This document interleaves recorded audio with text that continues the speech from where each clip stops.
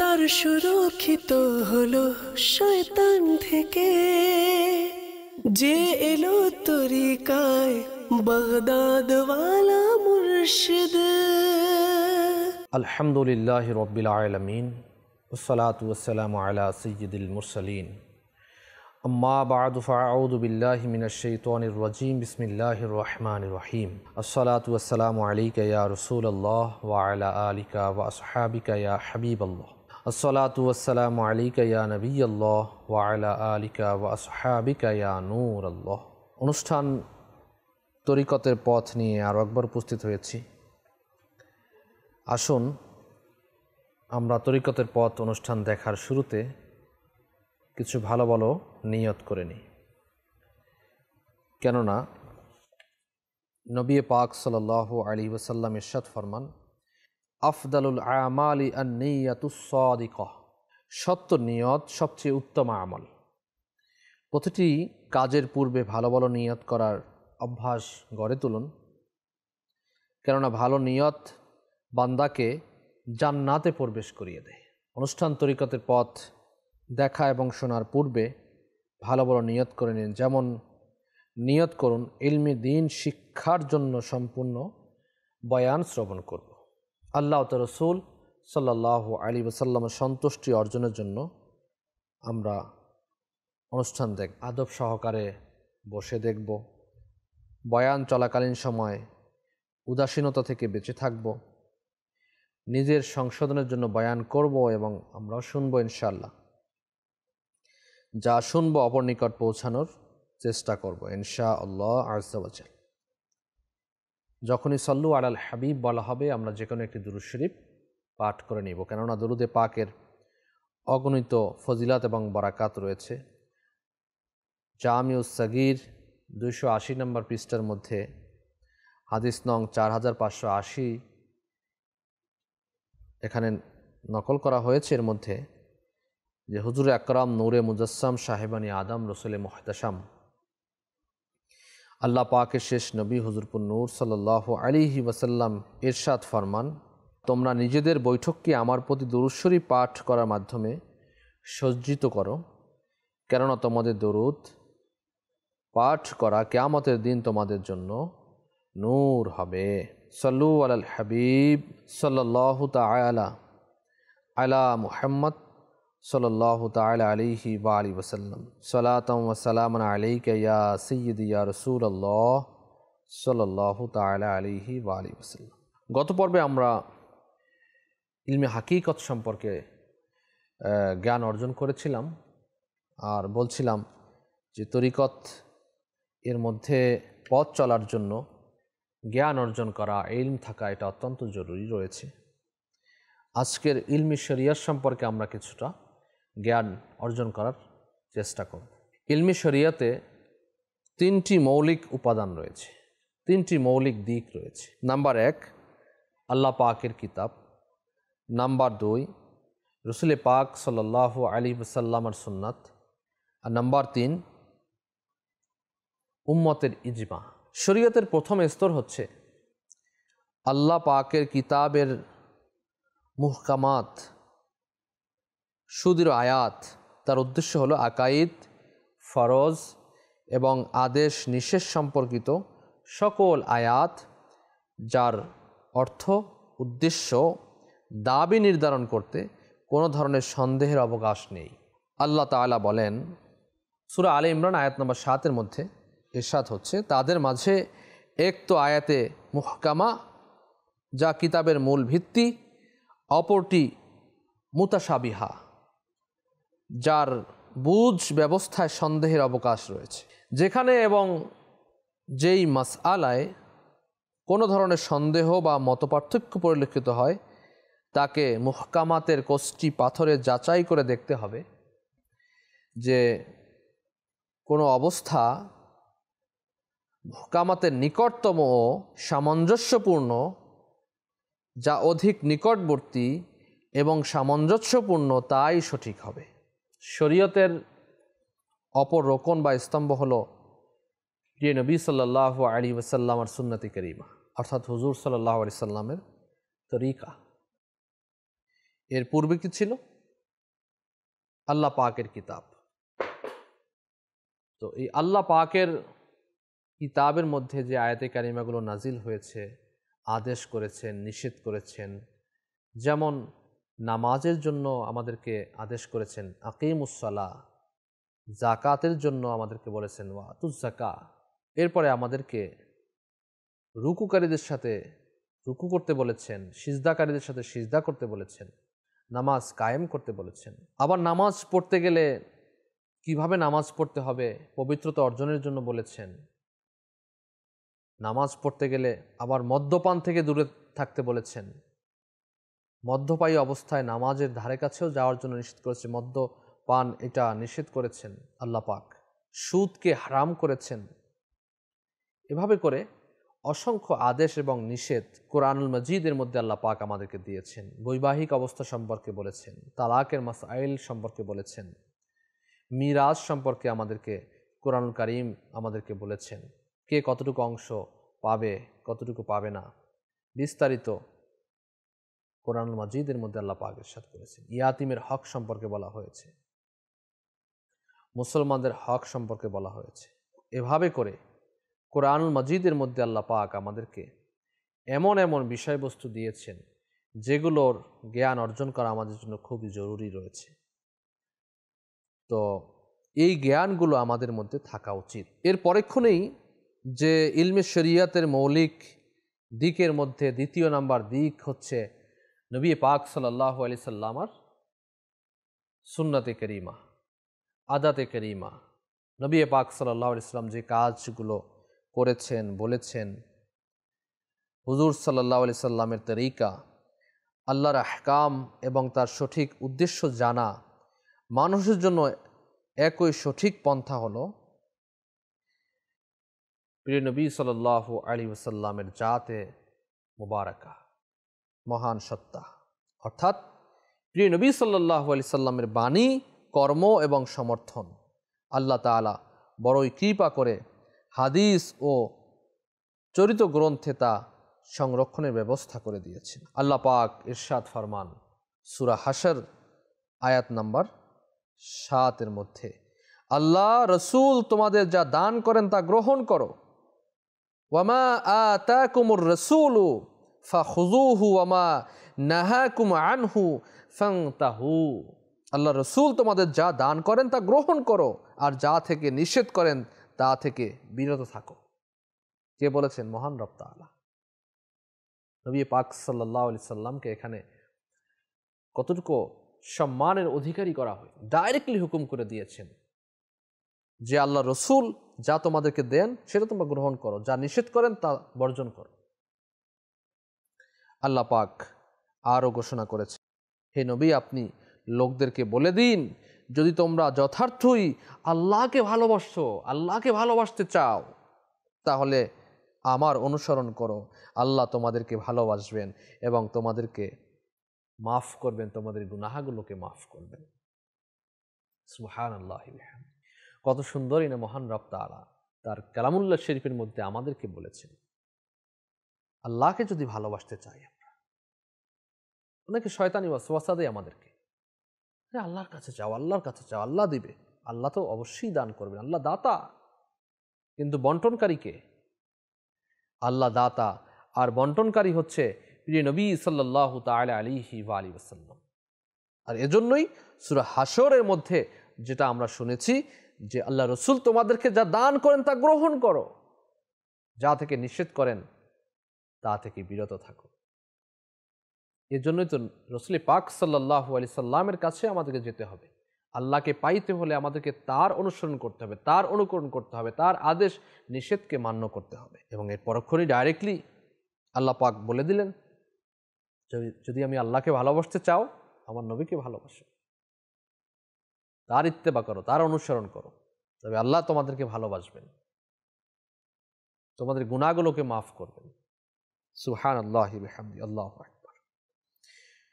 আর শরীয়তের তৃতীয় স্তর হচ্ছে ইজমাই উম্মত। ইজমাই উম্মত শরীয়ত হওয়ায়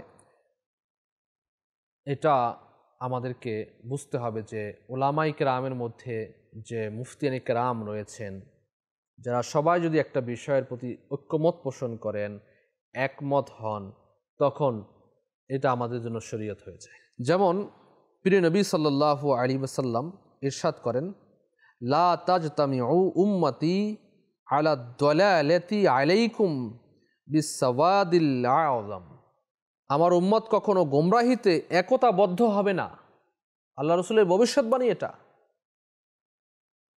আমার উম্মত কখনো গোমরাহির মধ্যে একতাবদ্ধ হবে না, একত্রিত হবে না। তোমরা বড় দলের সঙ্গে থাকবে।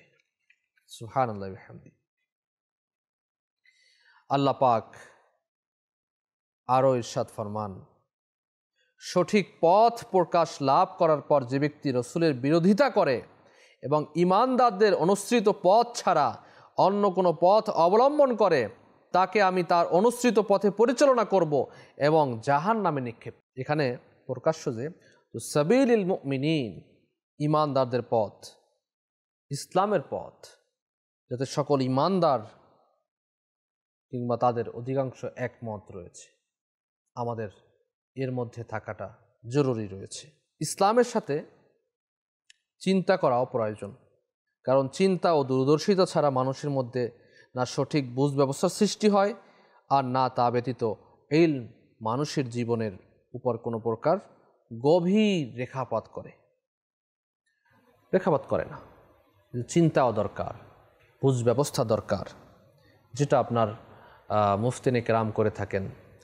তারা চিন্তা করেন, একটা মাসআলা নিয়ে গভীর চিন্তা ভাবনা করেন, চিন্তা ভাবনা করার পরে আপনার এই কাজগুলো লিখে দেন, হ্যাঁ এটা করা যেতে পারে। এজন্যই যে কোনো সমস্যার সম্মুখীন হলে, শারীরিক সমস্যা হলে যেমন ডক্টরের কাছে আমরা যাই, ডক্টর প্রেসক্রিপশন করে তারপর আমরা ঔষধ সেবন করি।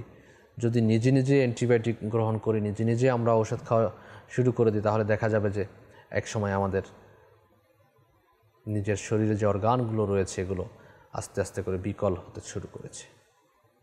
তেমনইভাবে মাসআলার দিকগুলো এরকম, যদি আমরা মুফতিয়ানে কেরামের কাছে না গিয়ে, সুন্নি মুফতির কাছে আমরা না গিয়ে যদি আমরা অন্যদিকে চলে যাই, নিজে নিজে আমরা করি, এখন তো সার্চ ইঞ্জিন, গুগল সার্চ ইঞ্জিনে আমরা সার্চ করে বের করে ফেলি, তখন দেখা যাবে যে আমাদের একটা না আরেকটা হয়ে যায়। সেজন্যই যে ইলমে শরিয়াতের যে 3টি উসুল বয়ান করা হয়েছে, আল্লাহ পাকের কিতাব কোরআনুল কারীম, সুন্নতি কারীমা এবং উম্মতে ইজমা, এগুলো আমাদের গ্রহণ করা উচিত এবং এগুলোর উপরেই আমাদের শিক্ষা গ্রহণ করা উচিত। যেমন প্রিয় নবী সাল্লাল্লাহু আলাইহি ওয়াসাল্লাম ইরশাদ ফরমান, তাফাক্কুরু সাআতিন খায়রুম মিন ইবাদাতি সিত্তিনা সানাতা। সুবহানাল্লাহ। তাফাক্কুরু, এক মুহূর্ত গভীরভাবে চিন্তা ভাবনা করা, তাফাক্কুর করা, চিন্তা করা। সাআতিন খায়রুম মিন ইবাদি, 60 বছরের নফল ইবাদত অপেক্ষা উত্তম বলা হয়েছে ইবাদাতি সিত্তিনা সানাতা।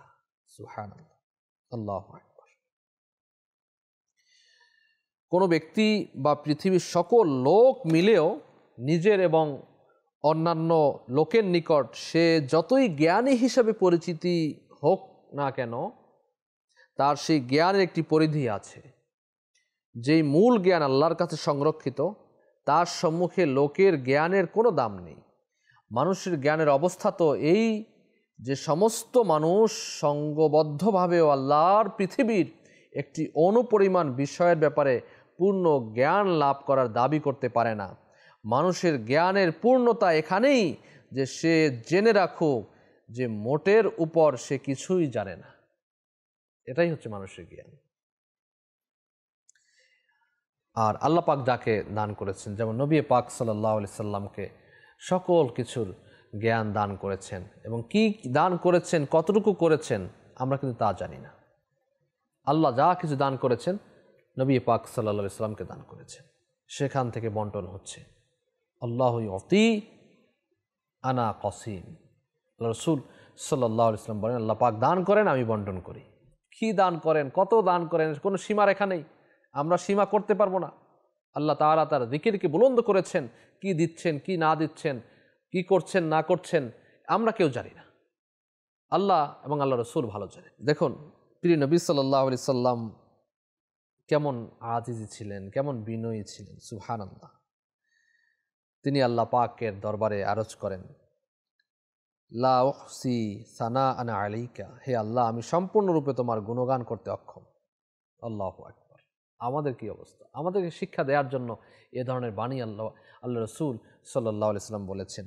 আল্লাহ আল্লাহ আল্লাহ। সূরা ইব্রাহিমের মধ্যে আল্লাহ পাক বলেন, ওয়া ইন তাউদ্দু নি'মাতাল্লাহি লা তুহসুহা, তোমরা যদি শুধু আল্লাহর নেয়ামতের সংখ্যা গণনা করতে থাকো তাহলে অপারগ হয়ে যাবে, গণনা করা সম্ভব নয়। লাউ কানাল বাহরু মিদাদাল লিকালিমাতি রাব্বি লানাফিদাল বাহরু ক্বাবলা আন তানফাদা কালিমাতু রাব্বি ওয়ালাউ জিনা বিমিসলিহি মাদাদা। প্রভুর বাণী লেখার জন্য যদি সাগর সমূহের পানি কালিতে পরিণত হয় তথাপি আমার প্রভুর বাণী লেখা শেষ হবে না, যদিও তার সাথে আরও এমন অনেক সাগর মিলিত হয়ে যায়। আল্লাহু আকবার, আল্লাহ। এটা কোশ্চিনকালে সম্ভব নয়। আল্লাহ পাক আমাদেরকে সঠিক জ্ঞান অর্জন করার তৌফিক দান করুন।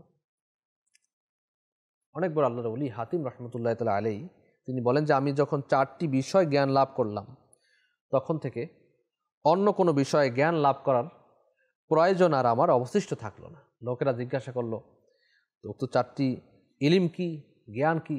তখন তিনি বললেন, নাম্বার 1, যখন থেকে আমি জানতে পারলাম যে আমার জীবিকা আমার জন্য বন্টন করে রাখা হয়েছে এবং কোনো অবস্থায় তা কম বেশি হবে না, তখন থেকে আমি আমার জীবিকার বিষয় নিয়ে কোনো ধরনের চিন্তা ভাবনা করতাম না। আল্লাহর ওলিদের অবস্থা দেখুন। আসলেই তো আমাদের জীবিকা, আমাদের রিজিক, আমরা কি খাবো, কখন কি খাবো, তা সব কিছু লেখা রয়েছে। আল্লাহ হযরত বলেন কে খাবে, কোন দানাটা কার পেটে যাবে, সব কিছু লেখা রয়েছে। নাম্বার 2, হাতিম আসম রহমতুল্লাহ বলেন যে আমি জানতে পারলাম যে আমার প্রতি আল্লাহর যে দাবি রয়েছে আমি ব্যতীত অন্য আর কেউ তা পূরণ করতে পারবে না, তখন থেকেই আমি উক্ত দাবি পূরণ করায় লিপ্ত হলাম। আল্লাহ পাকের যে হক রয়েছে আমাদের প্রতি, সেই হক আর কে পূরণ করবে আমি ছাড়া? আমার নামাজ কে পড়ে দিবে, আমার রোজা কে রেখে দিবে, আমার জাকাত কে দেবে, আমার হজ কে পালন করে দিবে? আমারটা আমাকেই করতে হবে, আমার ইবাদত আমাকেই করতে হবে, আল্লাহকে রাজি আমাকেই করতে হবে, আল্লাহ পাকের যে হক রয়েছে সেই হকটা আমাকেই আদায় করতে হবে। নাম্বার 3, যখন আমার প্রত্যয় জন্মিল যে মৃত্যুর হাত থেকে কোনোভাবেই রেহাই পাবো না, তখন থেকে আমি মৃত্যুর জন্য তৈরি হচ্ছি। আল্লাহু আকবার। আমরা সকলেই জানি যে আমরা মূলের দিকেই যাচ্ছি, যে প্রত্যেক বস্তুর মৃত্যুর স্বাদ গ্রহণ করতে হবে। তো এইটা আমাদের জন্য জানতে হবে, মৃত্যুর স্বাদ এটা তো আমাদের গ্রহণ করতেই হবে। তো মৃত্যুর প্রস্তুতি আমরা নেই, মৃত্যুর জন্য প্রস্তুত থাকি আমরা। নাম্বার 4, যখন আমি জানতে পারলাম যে আমার একজন আল্লাহ আছেন এবং তিনি আমার সকল কাজের খবর রাখেন, তখন থেকে আমি ওই সব কাজ থেকে হাত গুটিয়ে নিয়েছি যার জন্য রোজ হাসরে তার দরবারে আমাকে লজ্জিত হতে হবে। কতই আপনার গুরুত্বপূর্ণ কথা, কতই আমাদের জন্য এটা শিক্ষণীয় ঘটনা, শিক্ষণীয় বাণী যে আল্লাহর ওলিগণ আমাদেরকে বলেছেন। আল্লাহ আল্লাহ আল্লাহ। কথিত আছে বস্তার একজন জ্ঞানী লোক তার বাগান বাড়িতে যান, সেখানে তার মালির সুন্দরী স্ত্রীর উপর তার দৃষ্টি পড়ে। বাদশাহ মালিকে কোনো কাজের অজুহাতে বাইরে পাঠিয়ে দিয়ে তার স্ত্রীকে বললেন, ঘরের জানালা কপাট বন্ধ করো। মালির স্ত্রী বলল, একটি ব্যতীত আমি আর সকল দরজা বন্ধ করেছি। বাদশাহ বললেন, সেটা আবার কোন দরজা? তো মালির স্ত্রী বলল, যে দরজা দিয়ে আল্লাহ সব কিছু দেখেন। বাদশাহ তার কথায় লজ্জিত হয়ে মালির স্ত্রীর নিকট ক্ষমা চেয়ে ফিরে চললেন।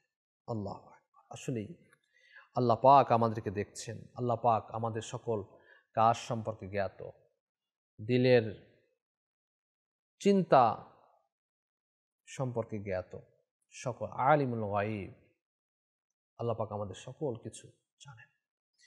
এজন্য এই জ্ঞানগুলো যখন আমাদের থাকবে, আমরা জানবো, আমরা বুঝবো, তখন কিন্তু আমাদের দ্বারা এই আল্লাহর ইবাদত বন্দেগী সঠিকভাবে করার একটা চিন্তা ভাবনা আসবে।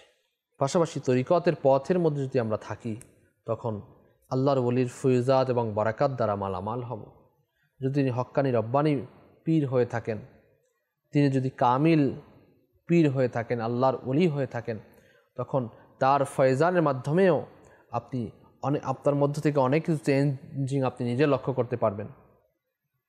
দুনিয়ার ভালোবাসা আপনার দিল থেকে চলে যাবে আস্তে আস্তে করে। আপনার মধ্যে হিংসা বিদ্বেষ থাকবে না। আপনি মানুষকে সম্মান করতে শিখবেন, জানবেন। আপনি আল্লাহর ইবাদতের প্রতি ধাবিত হবেন। মানুষ গুনাহ হতেই পারে, হওয়াটা স্বাভাবিক, কিন্তু গুনাহ থেকে ফিরে আসা, তওবা করা, এটাও ওই আল্লাহর ওলির ওসিলাতে, তরিকতের ওসিলাতে, এবং আপনার যদি জ্ঞান থাকে এটা গুনাহ, এটা অন্যায়, এটা এরকম, এটা সেরকম, তখন আপনি এগুলো থেকে বাঁচার জন্য প্রাণপণ লড়াই করতে পারবেন। সাগরে নিমজ্জিত আপনি যদি সাঁতারই না জানেন, তো আপনি তো ডাইরেক্ট ডুবে যাবেন, তাই না? আর যদি সাঁতার জানেন, তাহলে কমপক্ষে আপনি বাঁচার চেষ্টা তো করতে পারবেন, হাত পা নাড়াতে তো পারবেন। এজন্য ইলমে দ্বীন যদি আমরা শিক্ষা গ্রহণ করি, তাহলে আমরা অনেকগুলো কাজ থেকে, অনেকগুলো গুনাহ থেকে বাঁচতে পারবো। শয়তান প্ররোচনা দিবে, গুনাহ হয়তো হয়ে যাবে, কিন্তু আবারও আমরা হাত পাও নাড়তে থাকবো গুনাহ থেকে বাঁচার জন্য, তওবা করতে থাকবো আল্লাহ পাকের দরবারে।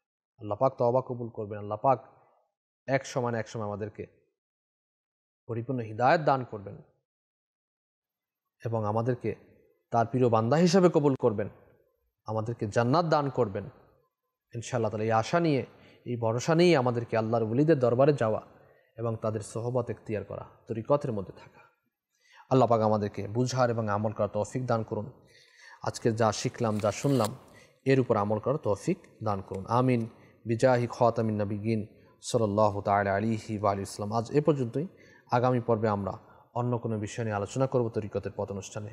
সাথেই থাকুন আর দেখতে থাকুন মাদানী চ্যানেল বাংলা। সাল্লু আলাল হাবিব সাল্লাল্লাহু তাআলা আলা মুহাম্মদ সাল্লাল্লাহু তাআলা আলাইহি ওয়া আলিহি ওয়াসাল্লাম।